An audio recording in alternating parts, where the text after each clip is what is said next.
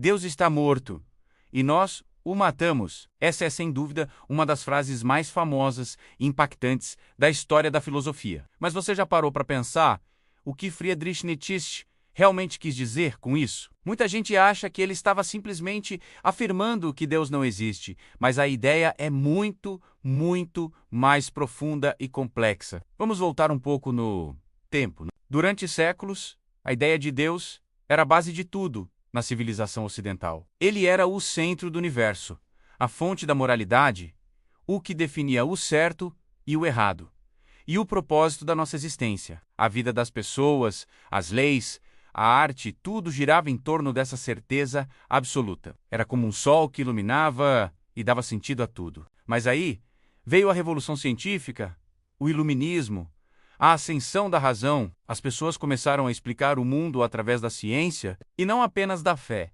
Fenômenos que antes eram vistos como milagres ou castigos divinos, agora tinham explicações lógicas e naturais. Aos poucos, a figura de Deus foi sendo empurrada para as margens da vida pública e do pensamento. Foi exatamente esse movimento que Nietzsche observou. Quando ele declarou a morte de Deus, ele não estava falando da morte literal de uma entidade divina. Ele estava fazendo um diagnóstico cultural. Ele percebeu que a crença em Deus, como a grande rocha sobre a qual a nossa moralidade e sentido de vida estavam construídos, estava desmoronando. Deus não estava mais no centro. Para a sociedade moderna, na prática, ele estava morto. E qual é a consequência disso?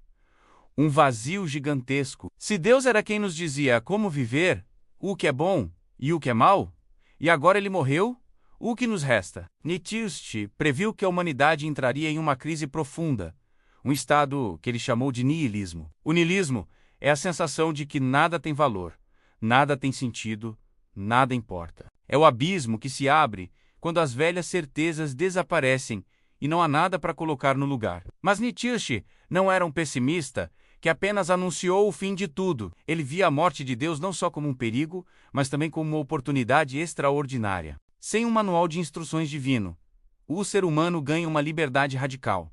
A liberdade de criar seus próprios valores, de definir seu próprio propósito. É aqui que entra a sua famosa ideia do Übermensch, ou o além-homem. Übermensch é aquele indivíduo que supera o niilismo. Ele não lamenta a morte de Deus, nem busca um novo ídolo para substituir o antigo. Em vez disso, ele assume a responsabilidade total pela sua vida e cria o seu próprio sentido, a sua própria moralidade, a partir da sua vontade de potência. Então, a frase Deus está morto não é uma celebração do ateísmo, mas um chamado à ação. É um alerta e um desafio.